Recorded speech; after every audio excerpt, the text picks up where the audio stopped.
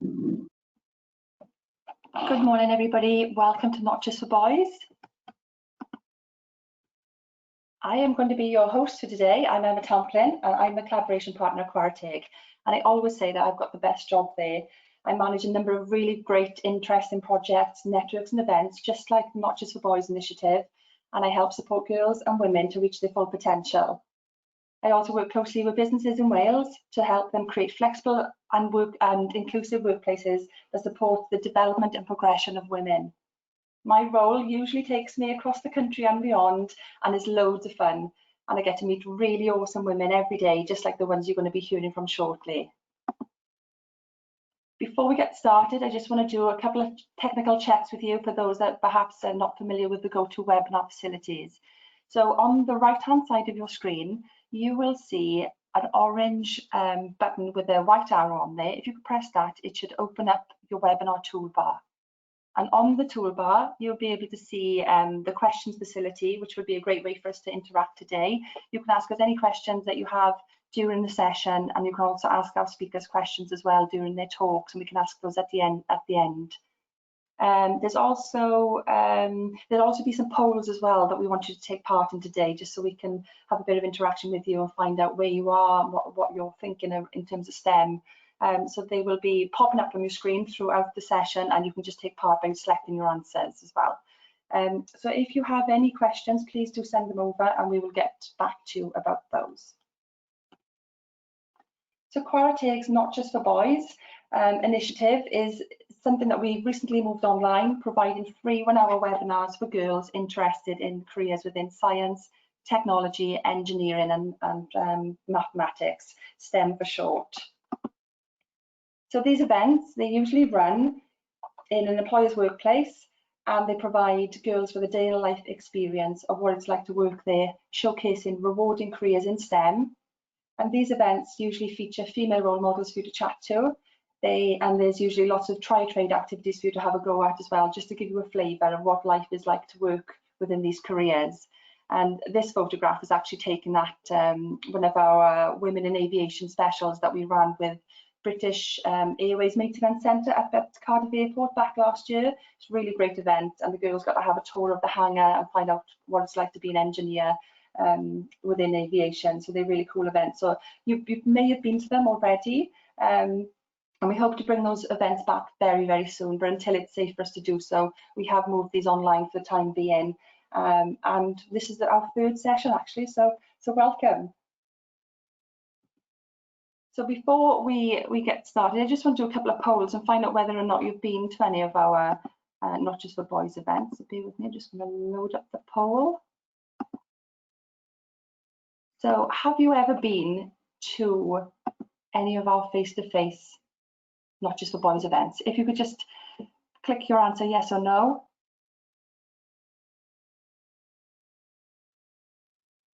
Okay, so we've got a couple of yeses, majority of no. We do run these events across Wales 4 times a year now, and we hope to be bringing those back very soon, possibly not this year with everything that's going on, but hopefully next year we'll have lots of great events nearby, and you'll be able to come along to those and really meet those role models and have a go. Okay. Give it a couple more seconds for some more answers.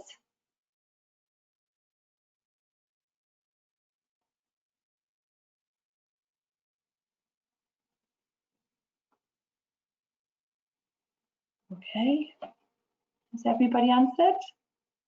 Brilliant. Okay, so majority is saying no, which is quite surprising because we usually get lots of girls at these events, so that's okay. If you could maybe pop in the questions about which school you're from, and then we can get in touch with those schools and then make sure that you're invited to the next events next year. Thank you.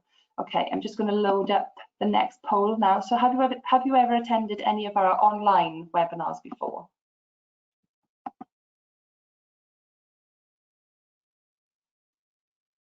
I'm saying yes, so you've been attending the Not Just for Boys events that we've been putting on for you. We came up with a series of events to put on for you during the pandemic to keep you engaged and motivated. So it's great to see that some of you have actually been along to those. 85% of you say no, you haven't. So welcome to your first one anyway. I'm sure you're going to absolutely love it. We've got some really great speakers for you today. Just give you a couple more seconds to to give us your answer.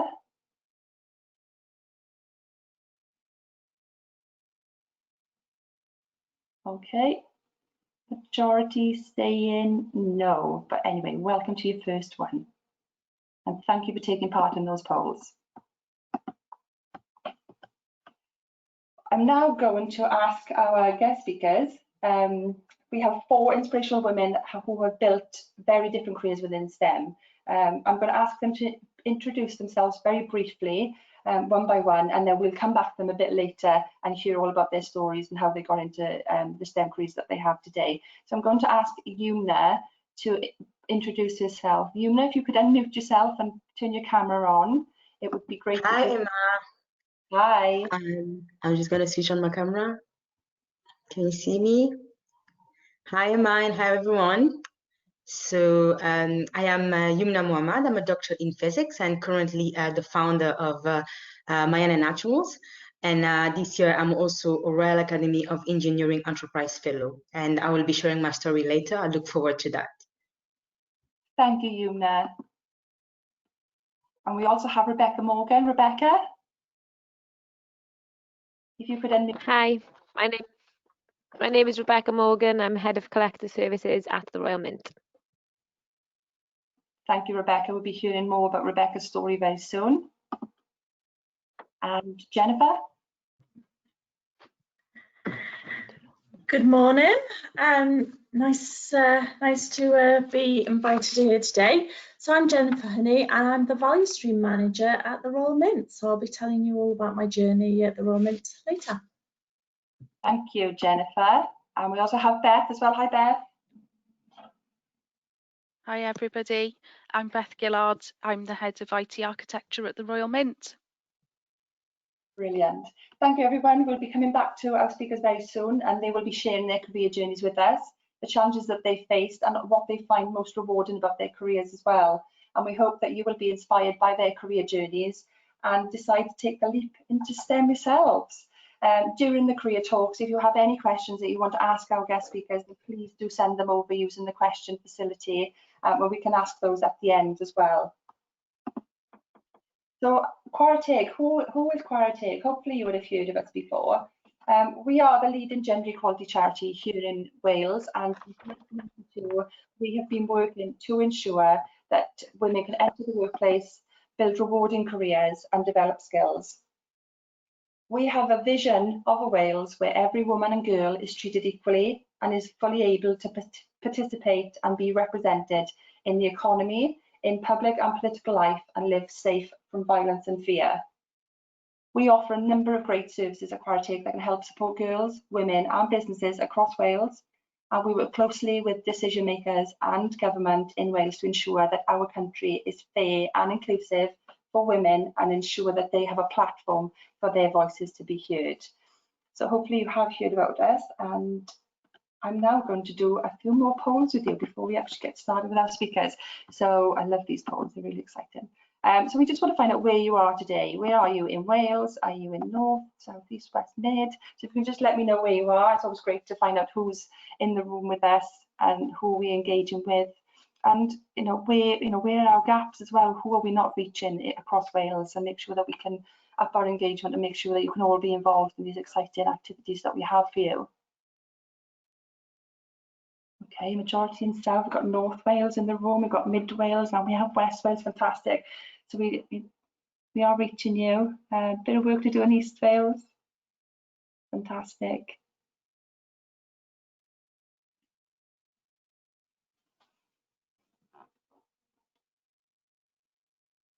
Brilliant, thank you. I'm now going to open up the next poll. So we just want to find out whether or not you are currently thinking of a career within STEM. Is this something that's already on your radar? Majority yes, a couple of no's. Hopefully we can convert the no's today after you hear from our amazing female speakers. You will think, do you know what, that sounds like a really cool career, I'm going to go into that. And more often than not, you're going to probably discover careers you've never even heard of as well during these sessions. The majority is saying yes, you're already thinking about STEM, which is really exciting. Just give you a couple of more seconds. Perhaps some don't know what they want to do yet, they're not sure. Hopefully we'll be able to put STEM on your radar today. Okay, thank you for taking part in that one. And then lastly, do you feel it's important to see female role models in STEM?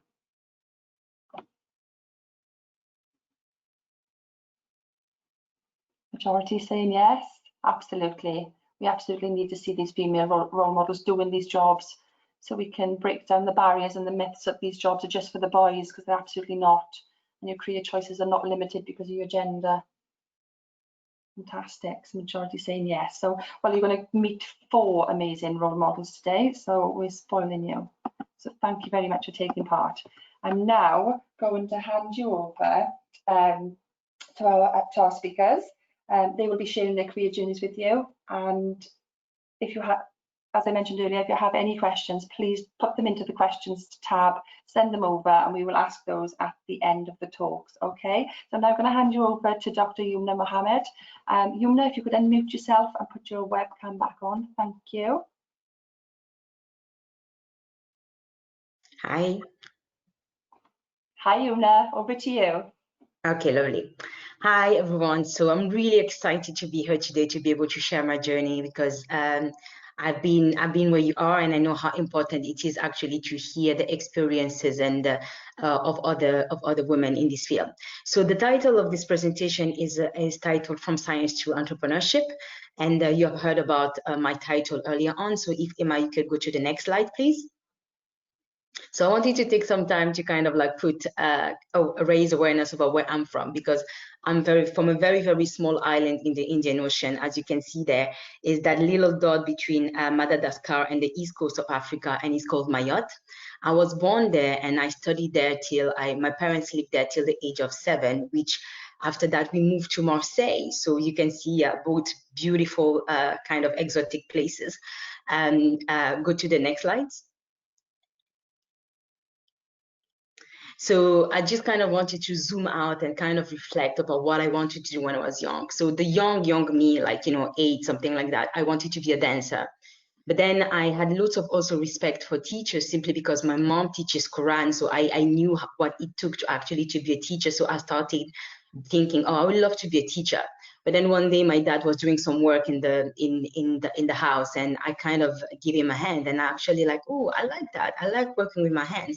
And then slowly I started thinking, oh, I would love to become a builder, to which my dad said never, simply because his dream was to go to university, because he has never been to university and he wanted us to actually have an education. Anyway, when I went to secondary school, I made sure to enroll to this course, which was called Introduction to Engineering. So we were doing things very simple like soldering, and building circuits and stuff like that. And I very much enjoyed that. So when I went to college, I also once again enrolled for the same subject, which is called Science for Engineering. But then I did actually a baccalaureate. In French, we call it baccalaureate. In English, it's a GCSE in physics and chemistry. So Emma, if you go to the next slide. So there, I obtained, after obtaining my baccalaureate, I wanted to do engineering. And in France, to do engineering, you don't go to university. You go to what are called engineering schools. And those courses are actually a 2-year foundation course before being able to enter the engineering course. And the course is very, very challenging. And I was doing okay in most of the big, important subject or part of English, because when you're French, when you're studying science, it's also very important to speak English. So I actually failed that course and ended up going straight into having to go to university. But because the course is so challenging, you don't go to first year university, you go straight to second year university. And as I got to university, I was like, I want to go abroad. I want to learn English, because I almost wanted to take a revenge on the language that I felt like made me fail my year. And so the final year of my bachelor degree, I actually, that I did in Aix-Marseille University, I spent it in Leeds University. And I loved my experience. I loved the way of teaching. I loved life outside university. And I actually, in Leeds University as an Erasmus, I applied to be able to stay to do a master's in physics, to do a master's in physics, and I was accepted. And kind of like looking back also how I ended up doing research. At that time, I was curious about research, but I was not really sure if it was for me. So I applied for a summer job with the Nuffield Bursary Foundation, and I got a bursary to be able to work in the lab for, I think, 2 months, something like that, in Leeds University. And that kind of tickled my mind, and I was like, okay, I'm not really sure if I enjoy it, but it wasn't too bad. So I pursued on and actually did a PhD in physics and in polymer physics in Sheffield University after finishing my master's degree. So if you go to the next slide, Emma. So my early career, you know, to jump from my PhD to joining Swansea University, I took some time to really reflect what I wanted, because the PhD I was doing was really, there was lots of modeling, lots of mathematicals, lots of time sitting in front of a computer. And I really wanted to do something that was more interacting, you know. So I took the time to reflect what I liked, what I enjoy, who will need the people who have the skill that I have.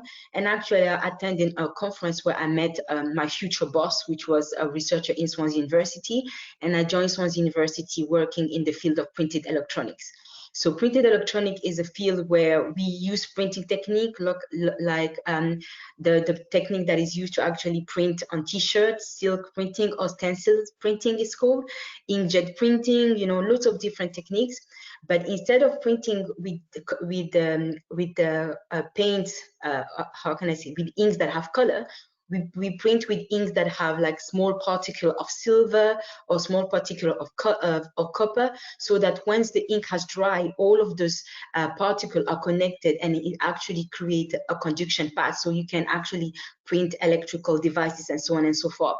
So I work in various projects that you can see here: printed sensor, printed heater, metallization grid, and other things. But I just wanted to kind of like give you a little bit insight about that first project I worked on. So if you go to the next slide, Emma. So what I love about actually engineering and doing research is actually the fact that we impact people's life and we are solving problems. So in all of the projects I worked, just like this one, there was a problem and we needed to find a solution. And for example, for this project, which was called printed pressure sensor, there are these things which are large pressure sensors that you can see where the young girl is jumping there. But those things they are used to do different things. High level athletes use them to be able to assess their muscular strength, you know, how high they jump. You go on it and then you jump. And then there are pressure sensors that actually measure, you know, the force and lots of different things that give you information about the physical condition of a person.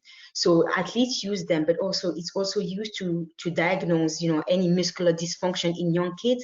But they cost quite a lot to make, and to buy one it costs £8,000. And because of that, lots of places like school, which these things could be useful to be able to diagnose kids from a young age with muscular dysfunction, cannot afford them. So the project was actually reproduce a pressure sensor, a large pressure sensor that could do that, but actually much more cheaper and flexible. So we worked together with a couple of my colleagues and we come up with this design that you see there. So you have a substrate at the bottom there, and then you can see like the little lines that you can see very up beyond on the top of the substrate are silver lines which are conductive, and then we have the black area which is actually a carbon a print which is not very conductive, and then we have a repeat on the other side. So we almost have a sandwich of these two, and when you get in contact where the array, you end up creating an array meeting point where you have an array at every single meeting point. So if you go to the next slide and you play the video for me. So this is what we've done after literally 6 months, you know. So we're able to create that. You can see that it responds to the amount of pressure that I'm putting quite well. You can see that it's respond at very different spaces, is not getting wrong signal between the two.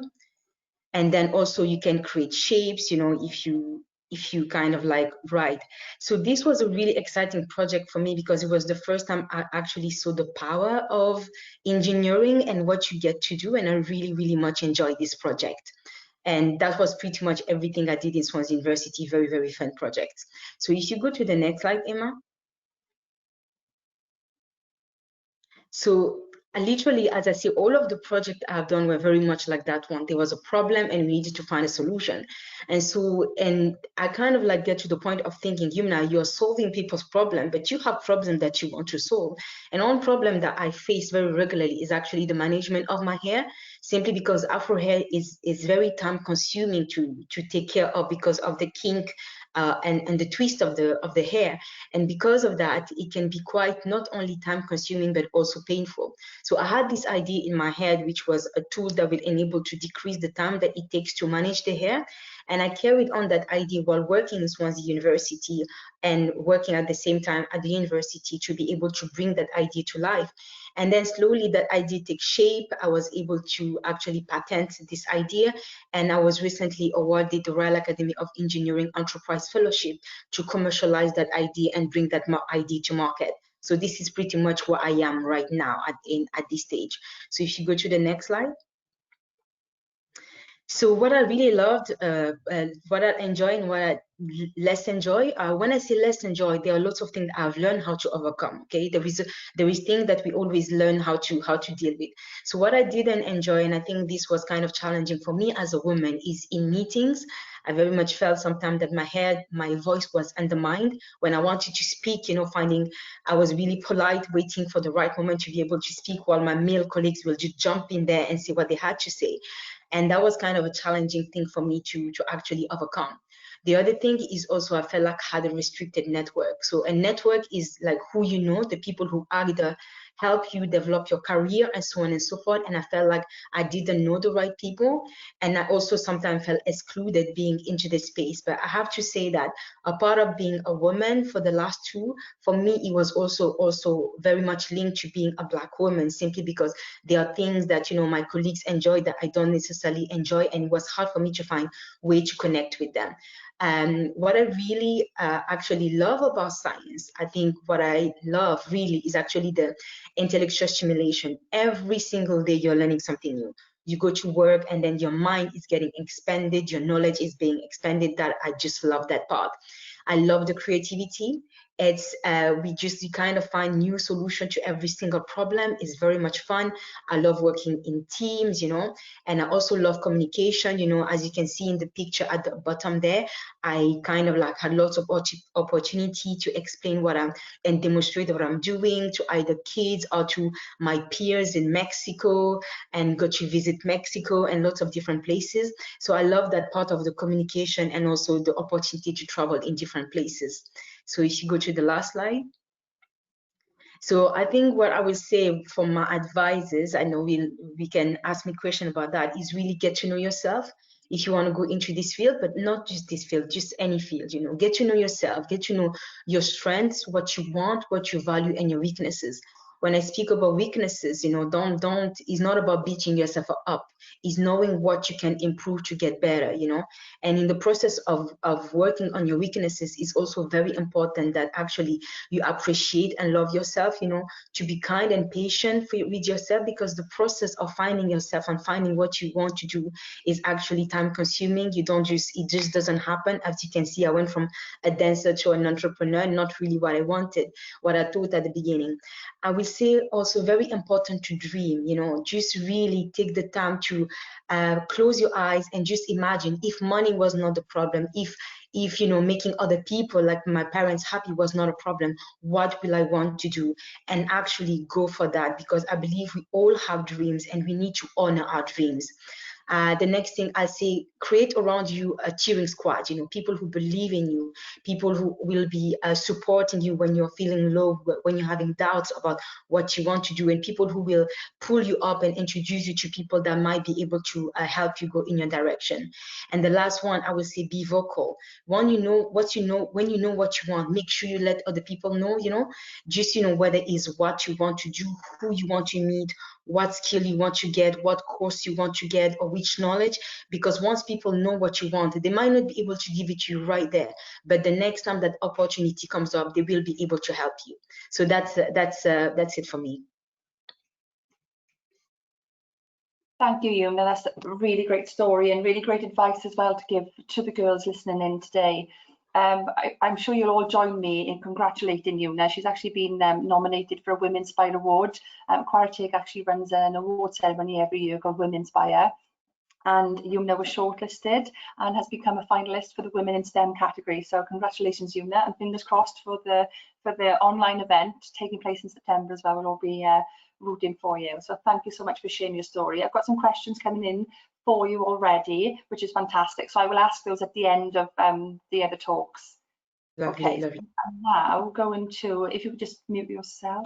I'm now going to hand you over to the three women working at the Royal Mint. And I believe it's going to be Jenny speaking first to give us an introduction to the organisation, and then we'll be going to Rebecca. And thank you. Hi, good morning everyone. So the Royal Mint is one of Britain's oldest companies. It was founded over 1100 years ago, and we started off in the Tower of London, but about 50 years ago we moved to just north of Cardiff in a place called Llantrisant, and that's where we've got our site, and we've also got a visitor centre on site as well. We currently employ over 800 people, and there is a lot of STEM related career paths and people on site here. And that includes some of the chemists, the scientists, engineers. We have a lot of people who've done their maths careers with the accountancy and IT specialists, just to name some of them. We've got a whole diverse range of careers here at the Royal Mint. So as most people think about the Royal Mint, they think about the coins that we make that are in our pockets, but we actually make a lot of coins for overseas as well.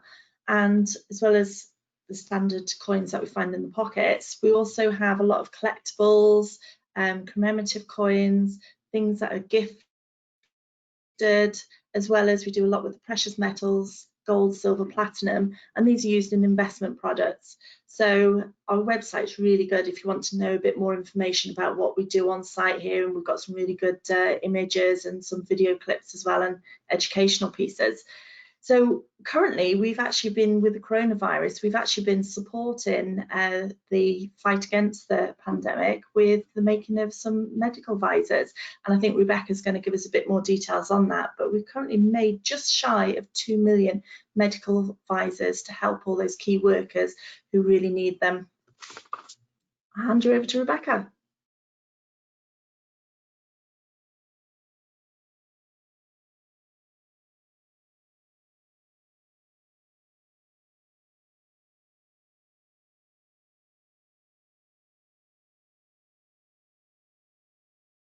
Rebecca, if you could unmute yourself.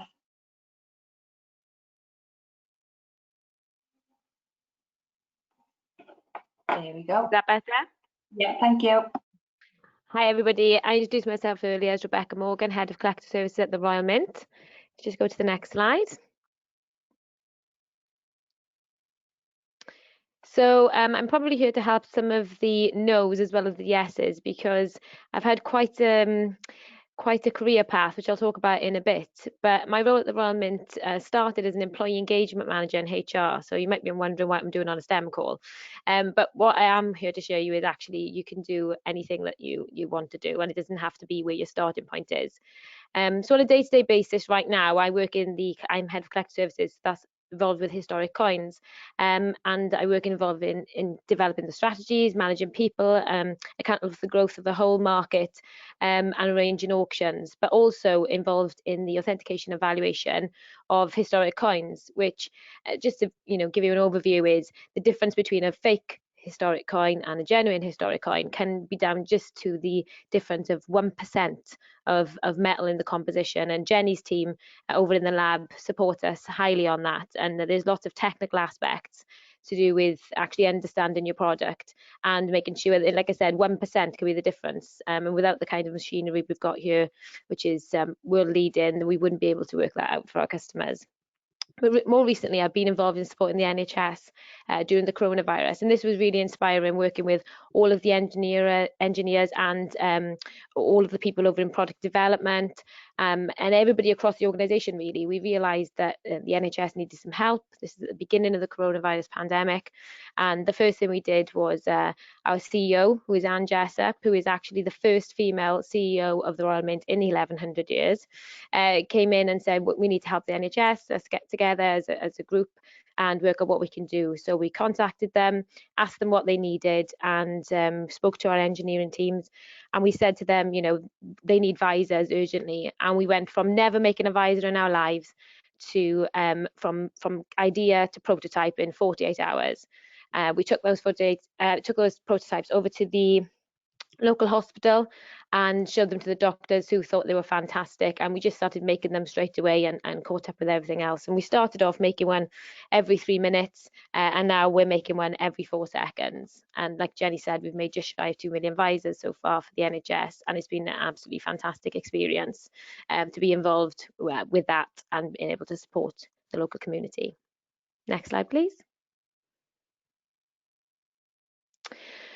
So I studied at University West of England in Bristol. I studied a business degree, and then I went to do a master's in marketing at South Wales.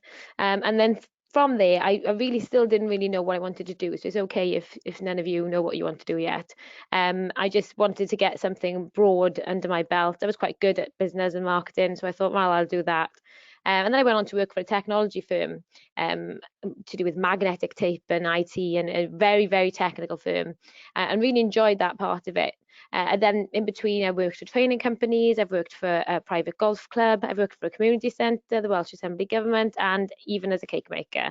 So I've done all of these things leading up to me actually joining the Royal Mint in 6 years ago, when I joined in HR, which again is not linked to any of those things that I've done. But during my time in HR, I was working for Anne, who is our CEO, and she asked me to lead a project to launch a new part of the business, and that's how I ended up becoming head of collector services. Next slide, please. So my role here really is to say to you guys, I'm going to tell you the same things I tell my own daughters.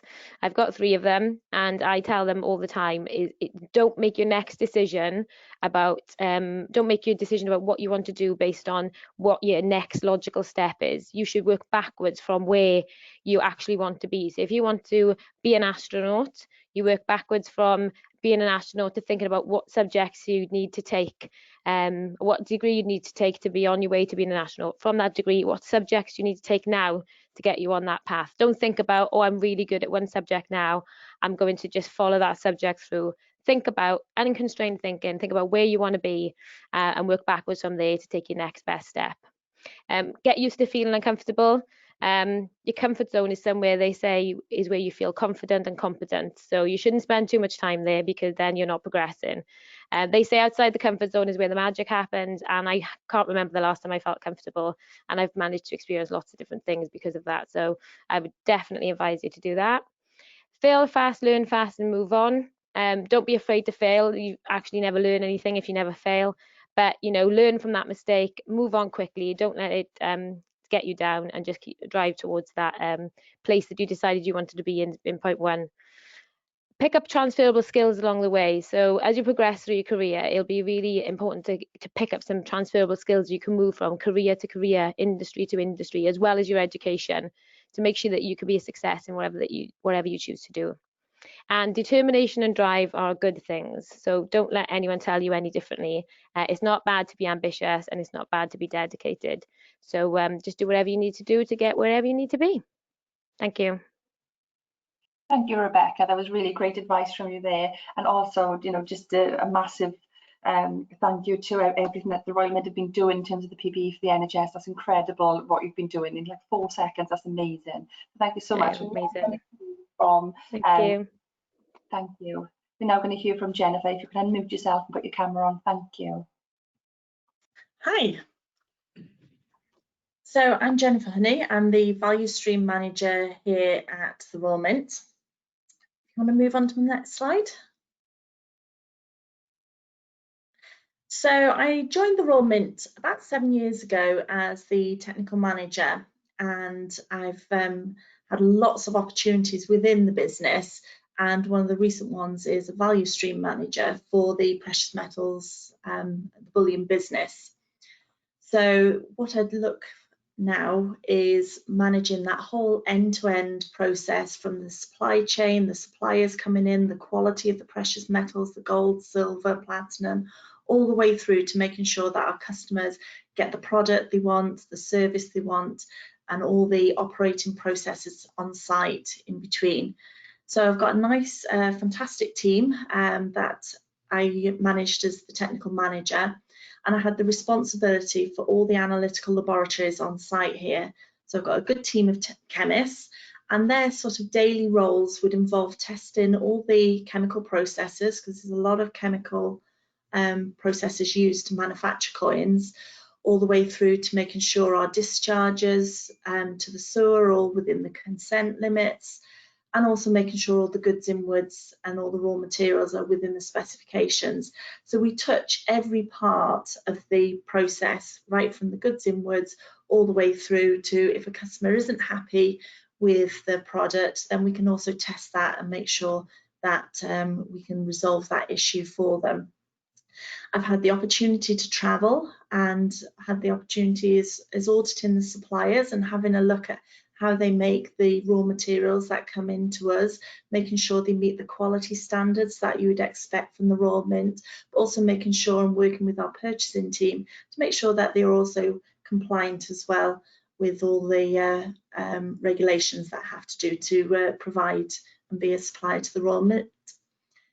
More recently, I'm actually quite excited because I've been working at having to improve all the business processes across the entire value stream. So this is where I can look at making improvements, using sort of lean techniques and improvements to sort of deliver some real bottom line benefits for the business. So no day is ever the same in my job, and I absolutely love it. So I never know what challenges are going to be coming in, what sort of new opportunities, new products we're working on, or new technologies, because we've got an exciting project coming up where we're going to start a new sort of technology that's going to be very exciting. So, and you can see a lot more about what we do on site at the Visitor Experience Centre we've got here on site. That tells you a lot of background. Do you want to move on to my next slide? Thanks, Emma. So I actually didn't live in Wales to start with. I moved here 25 years ago now. I actually went to school in Burton-on-Trent in Staffordshire. And I was going through school, didn't really know what I wanted to do, but knew I enjoyed biology, I enjoyed chemistry, I did like maths. So I sort of went through my GCSEs, not sure what I wanted. Some of my friends had already decided on their career paths, and I was feeling a little bit sort of unsettled, thinking, well, why don't I know what I want to do? So I decided just to do what I enjoy. I enjoyed biology, chemistry, maths, so I decided to go on to A-levels and do those subjects, because I thought, well, if I enjoy them, it's going to be easier to learn about them. And completed my A-levels, and again, I still didn't really know what I wanted to do. So I saw a course in Cardiff called Industrial Chemistry. I really enjoyed chemistry. I loved all the practical elements of chemistry. So I moved down to Cardiff and started studying my degree course. And as it was an industrial chemistry course, it had the opportunity to take a year out. So my year 3 was spent working in industry. And I went to work for BP just for the 12 months, just to get a flavour of what is it like to work as a chemist in an industrial environment. And I absolutely loved it. I was given all the sort of uninteresting jobs that the chemists thought they were doing, but I was so full of enthusiasm. What it enabled me to do is I was always asking lots of questions, saying, how do you do that? Why is that? All the time. And as a result of that, they said, well, why don't you come and have a look? Oh, we're doing a project on this. Do you want to get involved? Do you want to help? So that gave me lots of sort of opportunities and experience and exposure to sort of the different areas of BP. And again, gave me the opportunity to travel. I went to their different sites. So it was an amazing 12 months, and that really sort of founded, do you know what, I want to work in industry, I want to work with science, I want to work with technology. So after I qualified with my degree, I got a job in Cardiff working for R.J. Wiggins in their R&D department. And R.J. Wiggins make paper, and I got the opportunity to develop and patent some of the top coat technologies that is used in lottery paper today. So the Camelot commissioned the technologies, we built security features in, and also chemical resistance with the thermal transfer imaging, and it was really exciting. Unfortunately, they decided to close the site in South Wales, but as I loved it so much, I didn't really want to move over to France to their new facility. So I then got a job as a development engineer, again working in technology, working in the R&D departments, and I got a bit more engineering, chemical engineering exposure with Sekisui. They make all the dashboards, door panels for the automotive industry. So again, it was new technology, new materials I was working with. This was very much a polymer background, and I'd had no experience working with polymers before, so it gave me lots of opportunities. Eventually, I had children and went on after my maternity leave to work for Pelican. It was a startup venture capitalist company, and I got the challenge. I was asked if I'd be their principal engineer to take the technology from a spin out from Cambridge University to scale the technology up to be a full-scale manufacturing process. So I had a 12-month window to sort of get initial prototypes done, and they make polymer dispersed liquid crystal screens that we all see nowadays that are used day in, day out as part of smartphones. So to be in right at the very first sort of foundation phases of these screens being developed and being printed was absolutely amazing experience. It was a challenge. Again, I got the opportunity to travel because we spent a lot of time out in Korea as we were handing the processes over, but it was absolutely phenomenal opportunity and experience for it. I then moved it into another industry, again chemical based, and I had the opportunity to be operations manager at AgriSense. So again, that was looking more at the production side and how sort of the more commercial nature of the business. So that's where my numbers and the business process improvements really paid dividends at that point. And then as they were taken over as a business, I got an opportunity to work for the Royal Mint, which had always been sort of one of my goals. I live quite locally to the Royal Mint, so I always wanted to know, how do they actually make the coins that they do? So I had an opportunity to apply for the position of technical manager and have been with the Royal Mint ever since. So I'm absolutely loving every minute of it.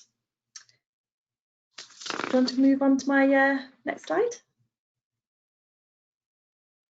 So my top tips for anyone is set yourself a goal.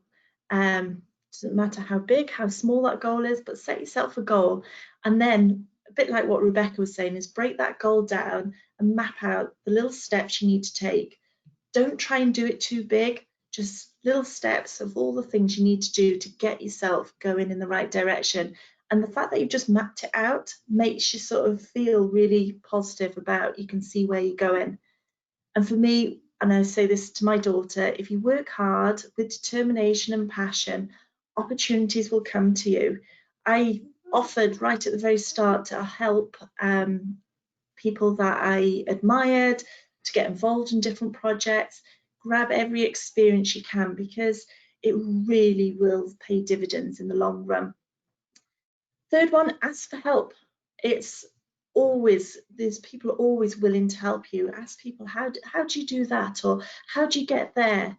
And I was fortunate enough to have a really good mentor who gave me some really good coaching and asked me some of those really sort of difficult, awkward questions, and we chatted together to work through about how was I going to get from where I was to where I want to go to. So help and advice, mentoring, it's readily available, but all too often people think, oh, they're going to think I'm sounding stupid if I ask that question. No question is ever stupid. Always ask for help, always ask for advice, or always ask what people think as well.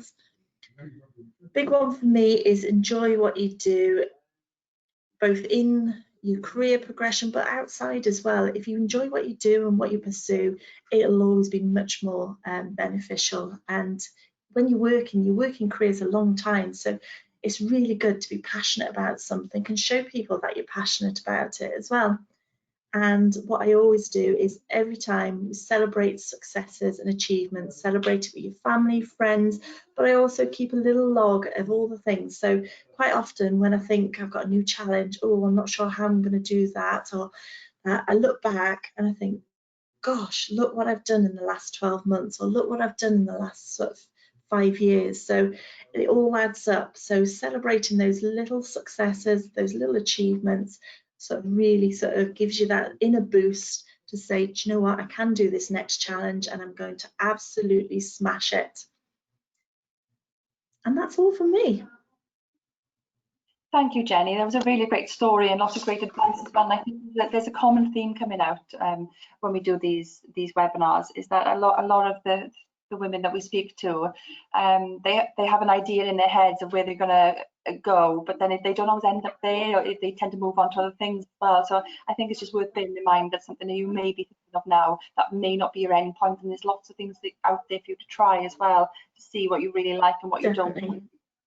So yeah, so just keep an open mind and just try things. So yes, that's really great advice. Thank you very much.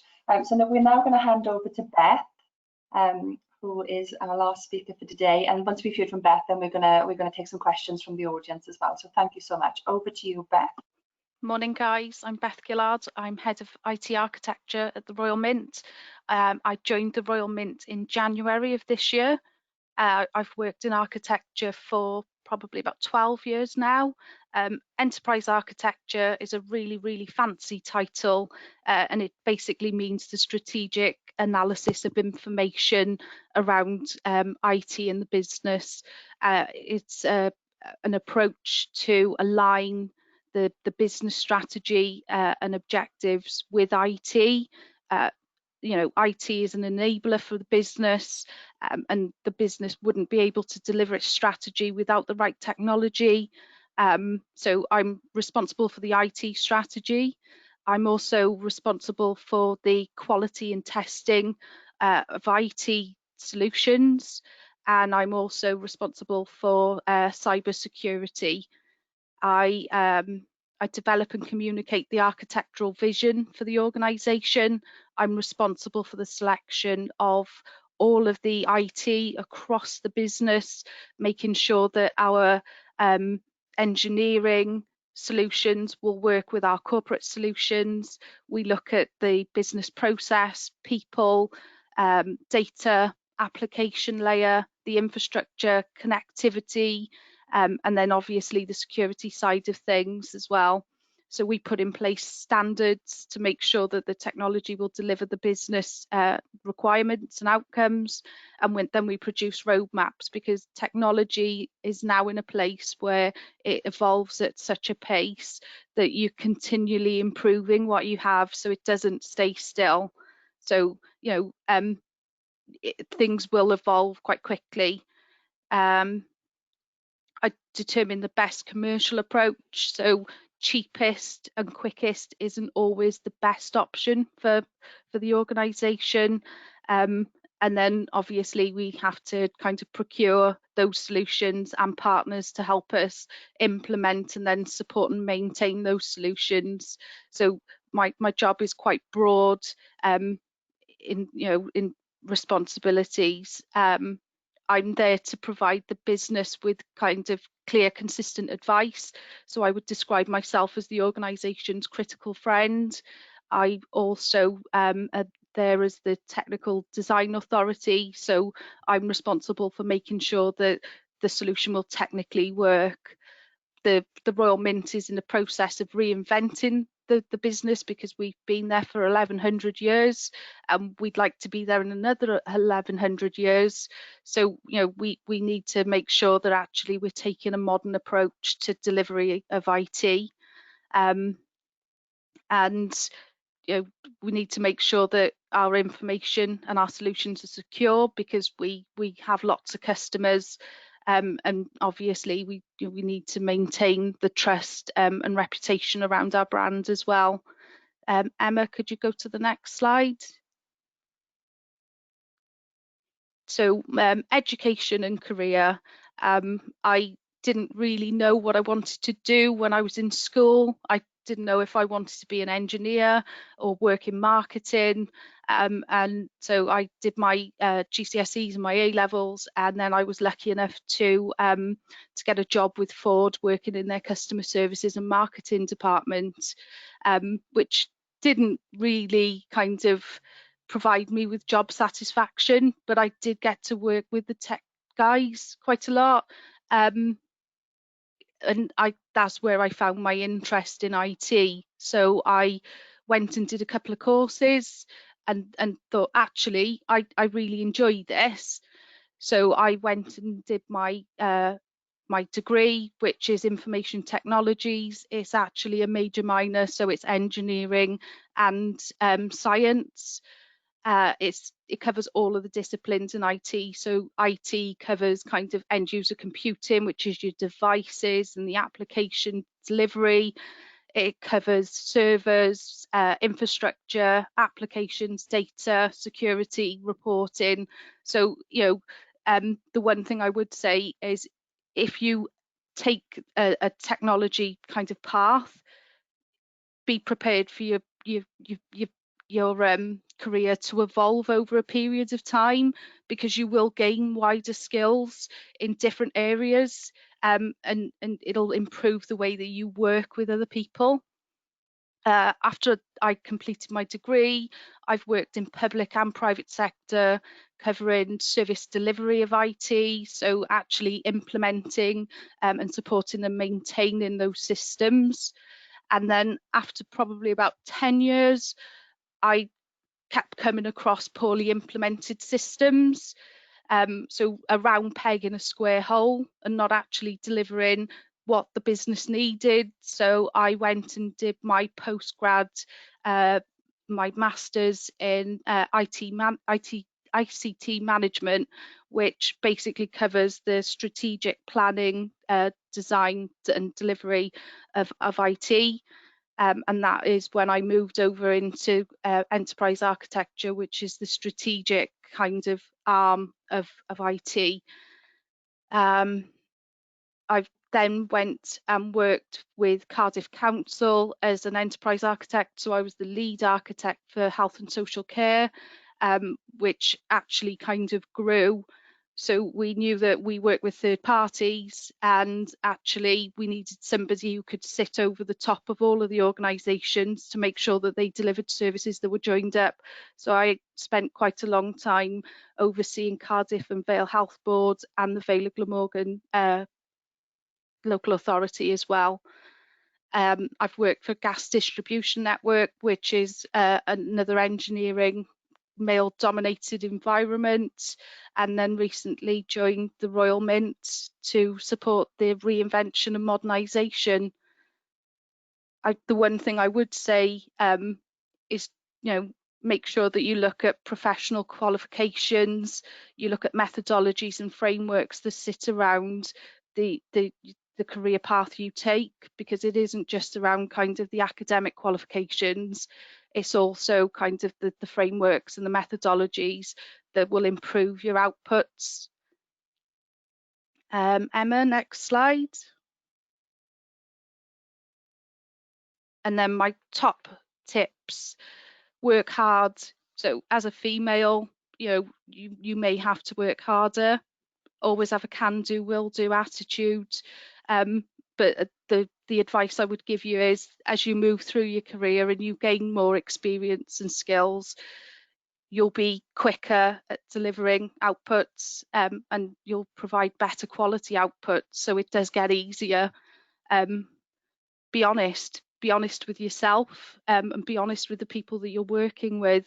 You want to try and build a good reputation, so don't promise something that you can't do, and or something that couldn't be delivered or achieved. So around timescales, quality, just try to be honest, and if you don't know, say you don't know. Learn to enjoy a challenge. I have to say, over the last 20 years, the best work experience and skills that I've gained have been working on those challenging projects, and it'll provide you with the ability to be able to think on your feet, and always use common sense. Be authentic and just be you. So a team needs to be made up of lots of different kinds of cultures, behaviours and skills. So, you know, don't be afraid to be yourself. It'll make your journey easier, and always keep learning. So, you know, my career's evolved. I've gone from marketing to IT delivery. I've delivered large programs of change, and now I work in a strategic kind of role. So always keep your eye on the horizon. Things are changing at such a pace that, you know, keep up to date with new and emerging technologies, new methodologies and frameworks, techniques, and just keep learning. And then the one other bit of advice would be around work-life balance. So, you know, work hard, but also take time out for yourself as well. And that's it, Emma. Thank you so much, Beth. I absolutely love that. Be authentic. I think it's so important to just be you and really think about your interests and what you know, what you like as a person and who you are as a person as well, because you really will excel at things that you. And, you know, if you are female, be female. It doesn't, you know, your gender shouldn't make any difference. I've always worked in a male-dominated environment. You know, I've worked in IT delivery functions, engineering organisations. You know, just be you. Absolutely, Beth. I couldn't agree more. I think there's another common theme there about not knowing what you want to do when you're in school or when you leave school. And I think that's absolutely you know, okay to not know and just go and try things, just see what works and what doesn't. Is absolutely definitely, you know, it's not working at the first time. Rebecca was so right. You know, try it. If you fail, then you'll have learned something anyway. You know, experience doesn't come from doing things well. Experience actually comes from not doing things well, because you learn how to you know, improve things. So, you know, just try things. Absolutely, I couldn't agree more. So now we're going to have a bit of a panel discussion now. So if all of our speakers can unmute themselves, turn their webcams on, actually keep yourself muted until you answer the question. If your webcam would be great. So I'm going to now take a few questions from the floor. I have a question for Youmna. Youmna, how long did it take you to get your PhD, and what has it done for your career? Hi, so the PhD, really good questions. So to be honest, when I did the PhD, I wasn't really sure like is what I wanted to do, as I say. And before shifting job, I did take the time to actually reflect what I wanted to do. But what did the PhD did to me? I think it gave me the opportunity to kind of like forge my mind regarding the way of thinking. Because, you know, when you think as a scientist, is that it's kind of like as a PhD is very, you are studying, but you're no longer a student in a way. You have your supervisor who is there and actually guiding you, but you are leading your project, you know, and it's actually forging that scientific way of thinking, you know, going to read the literature, then come up with a hypothesis and then checking that hypothesis. But also what I really like about the PhD, and I didn't quite realize while doing the PhD, is all of the skills that you get when you do it. So one of the things that was really, really great that I occurred in my PhD is actually presentation skills, because you have to do it so much over and over again within the group, within conferences. And actually at that time, the first one, you know, the first one for me was, I think it was in San Francisco. It was a big conference and I was so scared. But actually I did it the first time and, you know, practiced a lot. But then every single time you do better and better. So I think I love the fact that scientific way of thinking, but also knowing that you are the one who is leading your research as a scientist. I really love that. And I think I got really lucky because I got a supervisor who actually let me slowly shift my research from something to something that I enjoy much more. And then all of the transferable skill that you get, you know, the reading, the writing, but even like when I mean writing is your mind become very clear into the fact that everything you do, you're telling a story. When you're writing a newspaper, you're telling a story. When you're doing a presentation, you're telling a story. And all of the small things really prepare you, whether you want to do science or you want to do anything else, you know. So that's what the PhD brought. And I have to say, I had lots of fun during my PhD. Maybe too much fun doing other stuff. That's why it took 4 years. Thank you, Youmna. That's fantastic. I've just seen another really great question, which is so important right now. How have you all been working from home during the lockdown? So I will ask each of you to answer this question. So if we go to Jenny first, Jenny, would you like to reply? So I live quite locally to the Royal Mint, so I've been doing a mix of working at home and working remotely, and the team and Beth's team up in IT have really helped support the business to get everybody operating using the technology. So we very, very quickly turned that around. But I also do come onto site, and we've put in a lot of safety protocols in place to make sure that everyone who does have to work on site remains safe. So it's been a journey, but we're making sure everybody here at the Royal Mint's staying safe and working safely. Thank you, Jenny. Rebecca, would you like to add to that? Yes, just to add to what Jenny said, it was a really fast turnaround for IT and for all of the staff on the site at the Royal Mint to obviously we're a big manufacturing facility as well, so there was some balancing to do between who could we take off site to make people on site safer and how could we get them working from home. Some people had never worked from home before in their lives, so it was a big change curve for everybody that had happened almost immediately. So I just think the staff that work here have done a fantastic job of just rolling with the punches, really. And I'm the same as Jenny. I spend some days working from home and some days in the office, and I love coming into the office because I've got 3 girls at home, so it's a bit noisy there. Yeah, I can imagine it's quite challenging. Beth, would you like to add anything further to that? Have you been doing a bit of both? I've predominantly been working from home, but I've always, well, in my last number of roles, I've always been able to work remotely and from home. So I'm used to that style of working. Our operations team, so I have to pay credit to the real can-do attitude at the Royal Mint. We went from having the ability for about 30 people to work from home per day to increasing that to over 400, and we managed to do that within 4 days. So and then supporting the staff in actually moving to a new norm of being at home, and how we support them, deliver training so that they could use the technology in the right way to get the best experience. So it's been a really, even though it's a pandemic, it's been a really positive experience. Thank you, Beth. Yes, I would agree. That's an amazing achievement to get 400 people home working in 4 days. That's incredible. Yeah. It just goes to show. Lots of Domino's pizzas for our operations team to say thank you. Yeah. Our weight has probably all gone up somewhat during lockdown with all these takeaway pizzas, but it just goes to show that you can literally work anywhere, wherever you need to, as long as you've got the tech to support you to do that, to enable you. Youmna, how about you? How have you been working during this lockdown period? I know that you've gone through a lot of change in terms of you've become a research fellow for the University of Wales, so lots of change for you as well. Yeah, actually, it was a really interesting phase for me because I went in and I was a researcher and I come out as an entrepreneur.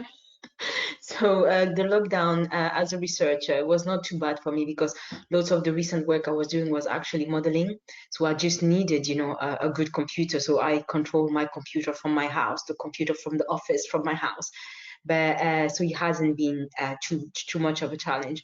I think, to be honest, I have to be honest and say the lockdown has been not necessarily a good experience, but has kind of played in my favor because it really allowed me to. I was applying for this fellowship, but then the lockdown came in, and I had all of the time to actually just put my mind at it and give the best I could regarding my application, and things worked out at the end. So it has been an interesting time, but at the end of it, I think finally after so many years kind of like riding 2 horses at the same time, I can entirely shift to the one I really want to pursue with all of the passion and the dream that comes behind it. So it's been an interesting phase, but a good one for me. Absolutely, and it's surprising how quickly we all adapt to the new norms as well. We've got lots of great questions on you. I've probably got enough time to maybe do one or two more, and then any other questions we can answer those offline and send the answers out to the attendees today. So we have another great question all around what are the best transferable skills to have for a STEM career? So if we go to Jenny first. Oh, that is a good question. I think for one of the best transferable skills, I would say, is that interaction with people, because you really need to be able to communicate with people, share your ideas with people. But as you're going on a journey and improving or developing something, you need to give people the vision of where you're going and bring those people along with you in the business. So I think people skills, communication skills are probably the best ones that are really crucial for me, because a lot of the people I work with aren't technically minded. So I'm trying to get some of the marketing people to see the sort of technical side, and I can see Rebecca smiling there. So where I'm talking and getting excited and passionate about the sort of the chemistry of how a process is working, I've got to make sure I'm bringing everybody along, and that not everyone's got that same depth of technical understanding. So I think that communication is really key to engage people from all different sort of backgrounds. Thank you, Jenny. Youmna, would you like to add anything about that, about transferable skills? Okay, it's not really a transferable skill, but I think it's a transferable mindset. Actually, I would say to the ability to be okay with failures. I mean, like my PhD so many times, like, you know, I'm not gonna lie, I cried. And when I was sad, I just used to go to get a Banoffee milkshake and just sit there, sip it as slow as I can, and then go back to the lab. But actually that emotional ability to just kind of get okay with things not going okay and actually failing. When I finished my PhD, I was like, if I was able to do that, I can become an entrepreneur, because it's all of the hardest and the ability to just keep on pushing. So that is something I really like about sciences, because it builds you to just be, okay, it didn't work, okay, let's try this, let's find another way. And that also connects with the ability to solve problems, you know, because solving problems, when you get a job, it means somebody needs something that you know, and you know how to do it. So when people hire you, they hire you because they want you to solve a problem. And actually that mindset I was saying about, you know, identifying the problem, coming up with a hypothesis, testing, that is something that's transferable in any job that you do. So that's what I would say, those two. Absolutely, Youmna, I couldn't agree more there about, you know, learning from failure is such an important thing. So thank you for that advice. I am going to ask another question now, and I'm going to ask you all to answer this. What has been your biggest challenge in your career to date? So if we go to Beth. Yep. I think the biggest challenge for me is communicating really complex technical issues to laymen. So my biggest challenge is probably communicating kind of the technical changes that we need to make, and I basically use lots of analogies that mean things to the person I'm talking to try and explain actually, you know, what the issue is and that how we need to address it. So communication is king, you know, and it is actually taking something, you know, cybersecurity is highly technical, but actually conveying that to somebody who doesn't understand, you know, anything about technology can be quite challenging. Absolutely, Beth, thank you. Rebecca, would you like to add anything to that? Your biggest challenge in your career? Yes, for me.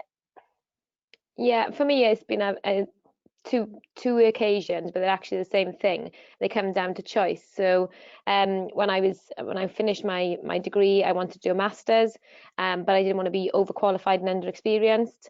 So I decided to take on a full-time job and a full-time master's, which is very challenging. I'm not sure I'd recommend it, but that was a huge challenge. But it came down to the fact that I couldn't make a choice between the two, and the same thing between taking my cake business to the next level and actually opening another bakery, or whether I actually left that career. And again, it came down to choice. So I think what I'd say is the challenges usually that rise personally and in your career are down to when you've got to make difficult decisions. And on both occasions, I just sat down and thought about problem solving, like Youmna said, and thought about what I could do to actually get to the end outcome. And like in the first instance, it was to do both, and that was the only option I had. I felt so I just had to stick with it for a year and do both. But with the second one, I chose not to pursue the cake business, and I'm really happy with the outcome, even though I thought I might regret it in the beginning. So that's a lesson to learn, that actually, even if things look like the really tough decisions and you're not sure, and neither seems like the right choice, just go for one of them, and I'm sure it'll work out fine. And it sounds like you've got a great backup plan anyway to fall back on cake making. Who doesn't like cake? Yeah, absolutely. Absolutely. Jenny, what about you? What's your biggest challenge to date? I think one of the biggest challenges I've had is when I've been going into sort of operations areas and I'm wanting to make a change. So I want to make improvements to make the processes more efficient, cheaper to run, quicker, better quality. So I want to make those improvements, and I understand the technology and the chemistry that will make those changes happen. But getting the operators, and majority of the time these operators are male operators that have been working in that factory for years. The amount of times I've said, we've always done it like this for 20 years, why do you want to change it? So trying to encourage and bring people along on that journey to make changes happen, and for the fact that it is okay to make a change, and it is okay to make improvements and be a little bit different and challenge things. So I think that's probably been one of the biggest challenges and resistance, is getting that respect, getting that sort of buy-in from sort of non-technical colleagues around me, to make them believe that, one, I've got the knowledge, the confidence, the self-belief that the improvements I'm making are going to be really positive, both for them in their working role, but also for the business as a whole. So I think that's probably been one of the challenging things, biggest challenges that I've come across, but it's also been the most rewarding, because when I can go back to them either a day, 2 weeks, or even sometimes if some of the projects have been longer, gone back to them and said, look at the difference we've made, doesn't this feel better, isn't this looking better quality? So that is really rewarding, knowing that you've made that change, you've got all those people bought into that change, and you've made an absolute difference for those people and the process. So that's been really rewarding. Absolutely, couldn't agree more. And we definitely have to be impatient for change and be the change that we want to see in the world as well. So I couldn't agree more with that. Youmna, would you like to tell us about your biggest challenge to date? That's a kind of a very difficult question, but I think I will go with finding myself. Okay. In the sense that I think when I first joined doing science, it's a very male-dominated environment, especially in university and engineering department. You second guess yourself a lot as a woman. You even second guess sometimes your femininity, the way you dress. If you're a feminine person, the way you dress, am I going to be heard? Am I going to be taken seriously in the spaces? And for me, the reason why I say find myself is that once I find myself, and once I know what I bring, the value that I brought, I kind of saw what I brought to the table, and it brought me confidence, and it made every other challenges I was facing much more easy to face than it was before. But also finding what you want, when you find yourself and finding what you want, that whole thing about being vocal about what you want, who you want to meet, who you want to get introduced to, and all of these type of things are very important. So it just brings lots of peace into the process. So it might not be the most conventional answer, but for me, it has actually been the one thing that has been really important for me. Thank you, Youmna. Yeah, I totally agree. And it's so important that we all build support networks and networks of contacts, so we can tap into mentors and people we can approach as well to help us along our journeys. And hopefully you've met 4 amazing role models today that can help you get started with your journeys as well. So I'm just going to wrap up today's session now. We have overrun slightly because we had so many great questions. So thank you for sending those questions in. Any questions that we haven't answered, we can answer those offline and send you the responses as well, so don't worry about that. So just want to say a massive thank you to our speakers for giving their time today, to Youmna, to Rebecca, Jennifer and Beth. Thank you so much. And a big thank you to everyone who joined us at home as well, whether you're at home or in school or in work or wherever. Thank you so much for all your questions. And if there's anything else that we can do for you, please drop us an email as well. My contact details will be coming up shortly. I just want to tell you about an upcoming event that we have. It's currently in the pipeline for September. We don't have a date yet. As soon as I have a date, I'll let you know. We're actually going to be running an international special of Not Just for Boys, which is going to feature some women from across the globe. So we want to showcase some exciting careers that are they're outside of Wales and are not just for the boys as well. So please stay tuned for that. I'll send the details as soon as I have them. Here are my contact details. If you need anything, please drop me an email or drop me a call and I'll get back to you as soon as I can. But again, thank you so much for everything. And we hope you join us on our next session in September. Take care, everybody, and stay safe. Bye-bye. Bye.